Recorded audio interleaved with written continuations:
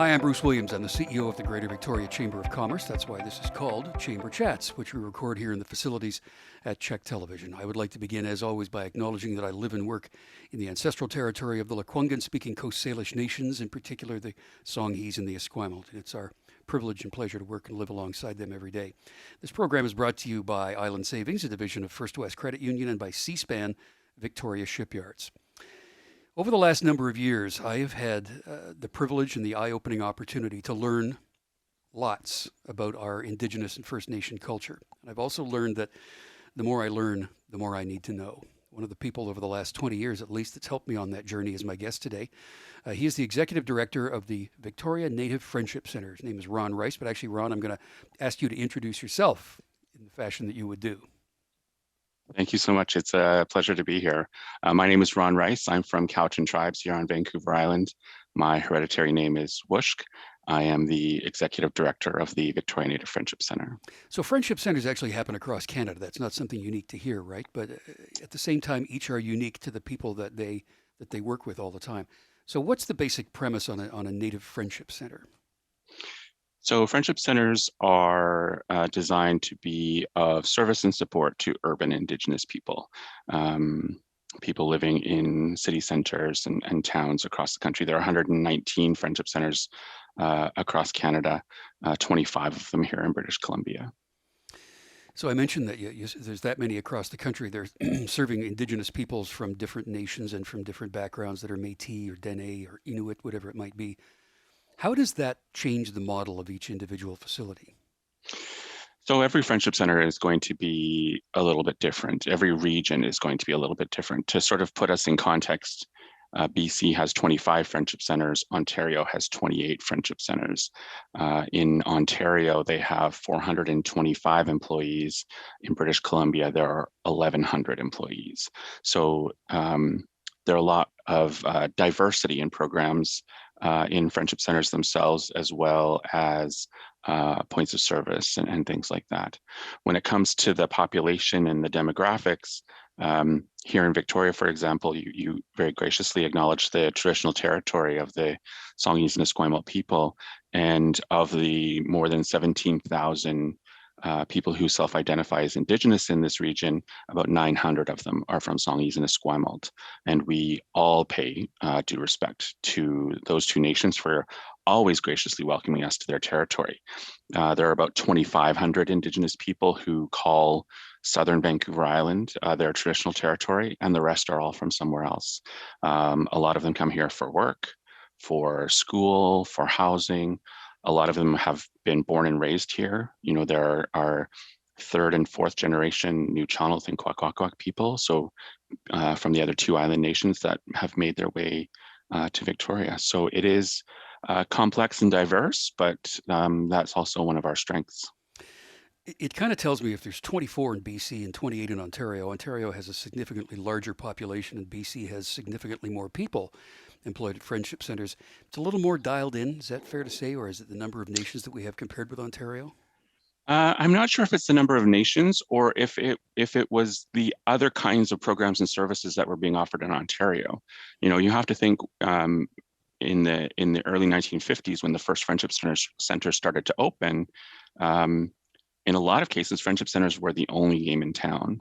So I'm not sure if that has sort of helped to form the model and how each region has responded to that. But if you think about comparing the two provinces, which we often do, even internally, we do. The other comparison to be made is our provincial office has about 25 employees, and the provincial office in Ontario has over 90. So, you know, they're doing things differently around data management, around research and publishing research, and things that we're striving to do here in British Columbia, but have been focusing on the ground a little bit more over the years, and are now coming to see the immense benefit to doing some of those things as it relates to our work. I mean, people across Canada are going to be watching this, and there are people watching this in this region who are from other parts of Canada. I mean, Alberta, Saskatchewan, Manitoba, the prairie provinces, the prairie territories do what they do.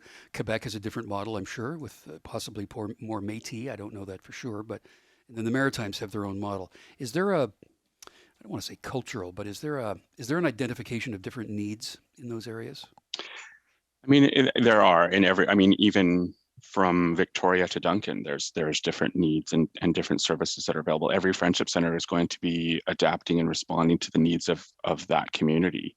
So here, we're dealing with a lot of post-secondary students because we have universities and colleges in this town that are a destination for a lot of BC nations and a lot of nations from across the country. Um, Here, we're also dealing with a lot of multi-generational people. So people who have been living here for a long time. So people who might have been coming here as a youth or an adult, 52 years ago, are now in the sort of the elder years of their life and are coming here for very different reasons. So every friendship center itself sort of started out the same way. A big part of it when the first centers were opening in the early 1950s. Can you guess why they were opening in the early 1950s? I think that that need was there, or people were dealing with residential schools and the outcome of that.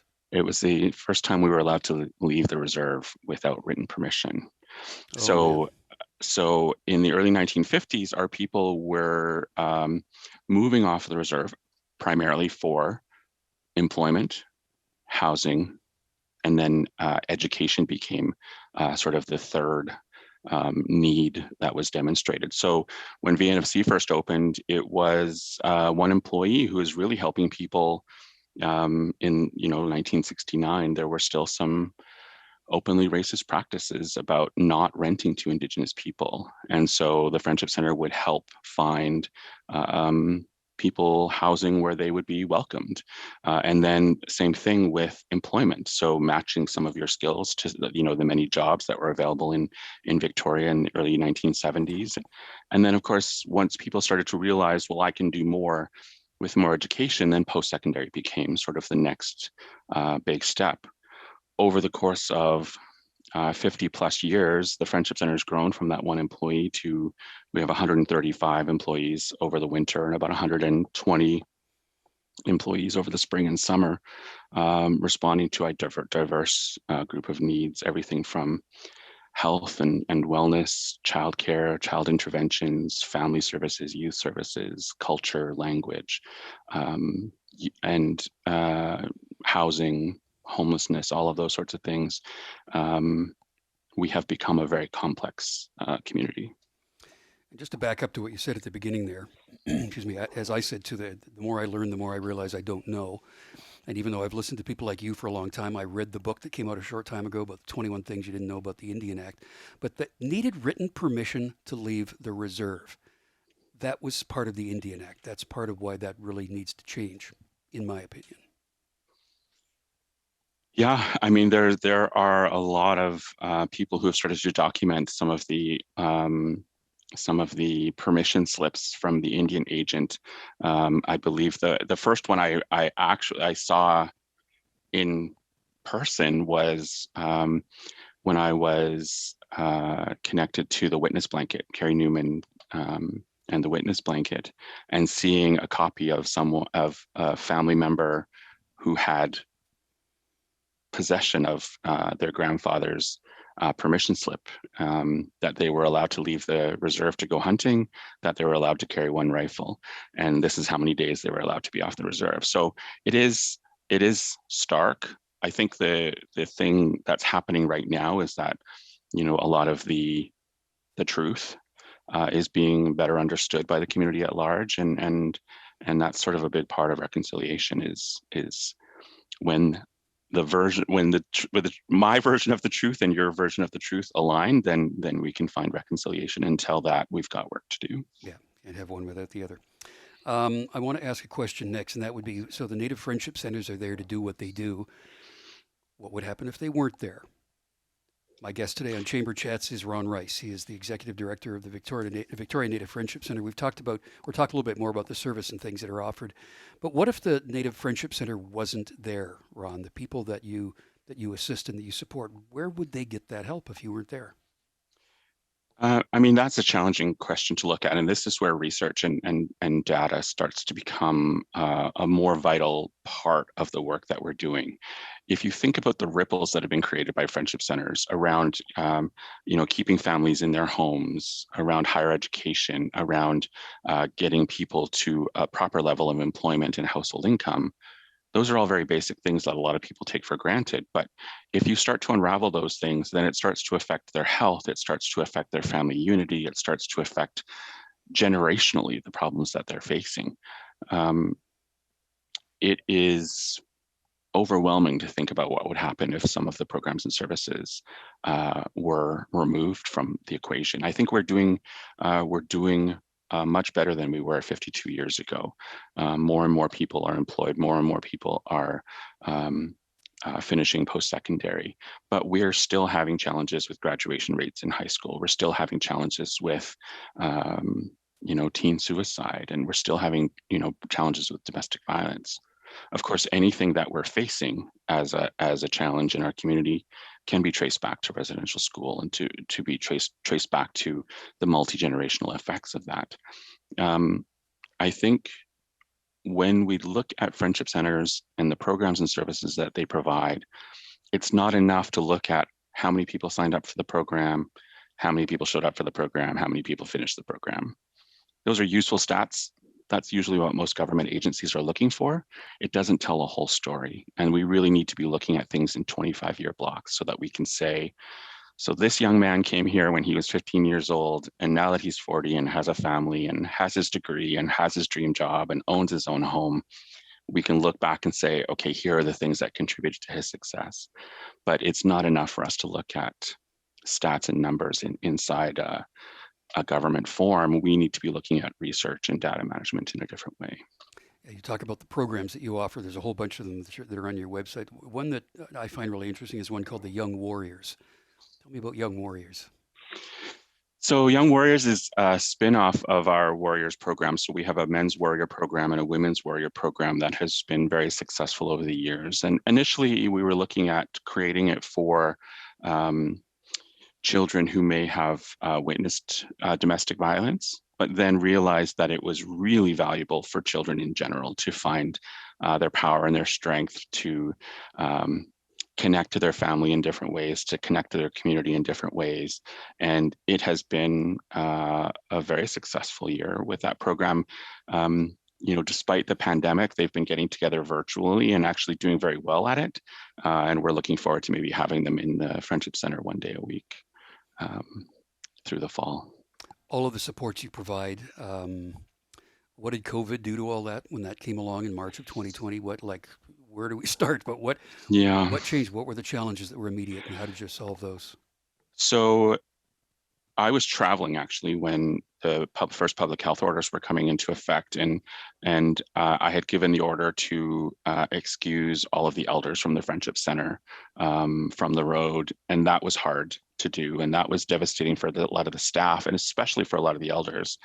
And then I was at a national housing conference when they announced that we were going into our first phase of lockdown, and was sitting with the national executive director at the time and said, I'm closing the Friendship Center on Friday to all staff and all community.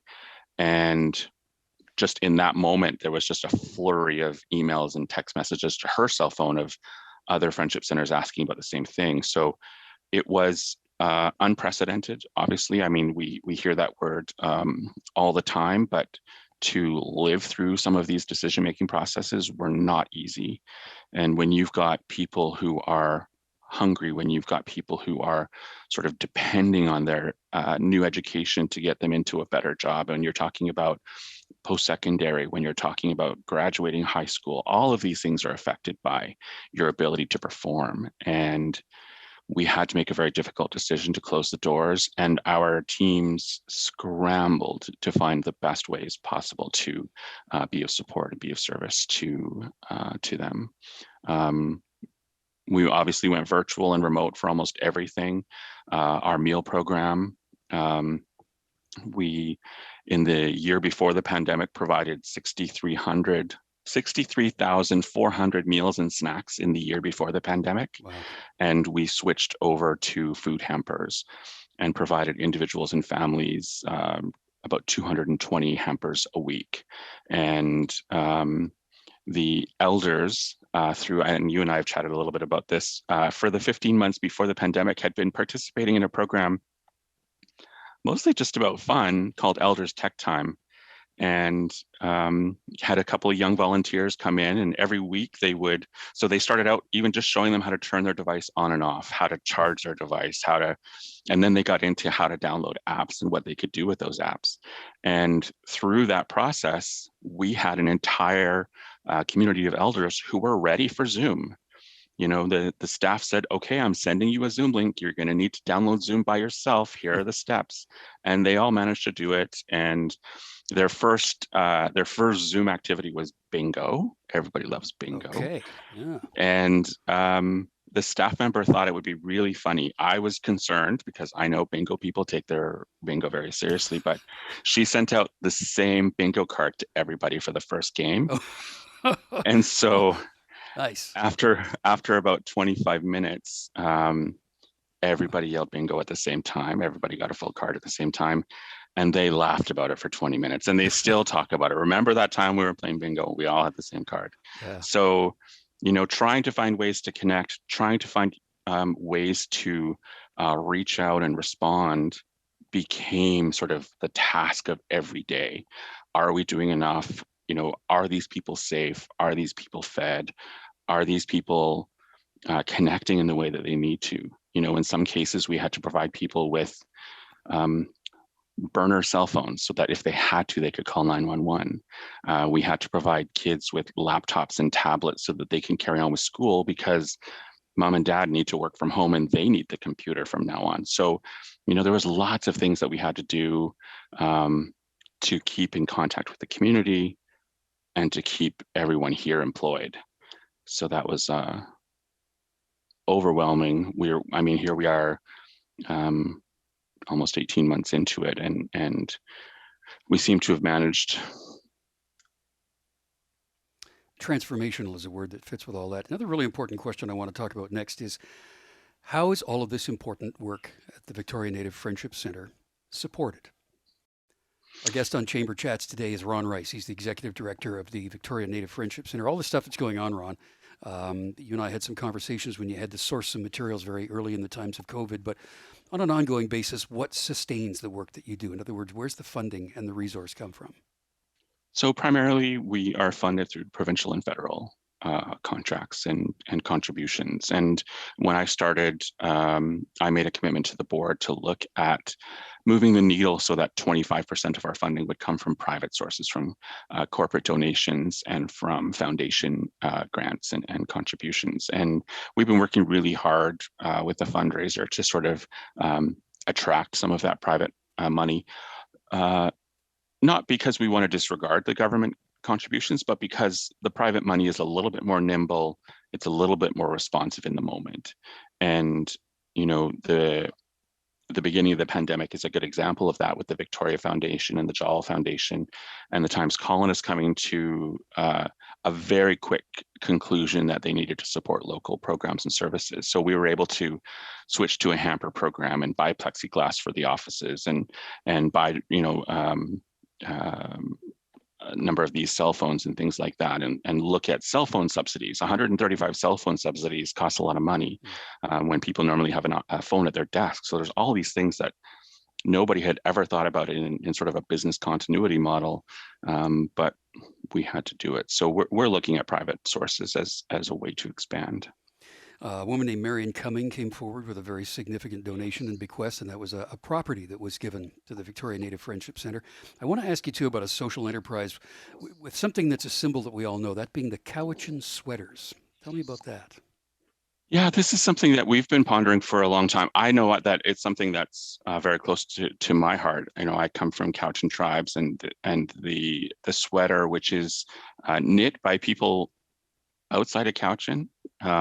I'm not sure. We're trying to research to find out when the name switched, but the Cowichan sweater is something that we've been looking at and trying to find a way to raise the profile of the garment in the eyes of the consumer to a point where the knitters will be paid a living wage. Even in today's market, the knitters are making less than $4 an hour if they're lucky. Some of the knitters who are not quite as fast are probably making $1 or $2 an hour after they factor in the cost of the wool and the wholesale price. So we're working with some different people in the region to sort of change that. We'd love to see the sweaters selling for $1,000 each, and the knitters, making a fair portion of that funding. And we're sort of a year into this pondering, and we're going to look at doing something this fall as a bit of a test. So relative to that, just to wrap this up here, relative to that and everything else that you do, you talked about private investment in what you do aside from government. How can we do that? How can we help the work of the Victoria Native Friendship Centre? So one of the things that we've done in the last few years is to seek out private donations. And, initially we thought it would be too much work to look at, $50 and $100. But the reality is that those kinds of gestures add up very quickly. Somerset House, there was a woman, and I wish I had her greeting card on my desk here. It's out pinned up in the lobby here, but she saw the article about Marion coming and donating her house, and just heard about some of the graves that were being discovered, and wanted to do something, and contacted the staff at Somerset House and said, I want to send a check to the Victoria Native Friendship Centre. Can you get their address?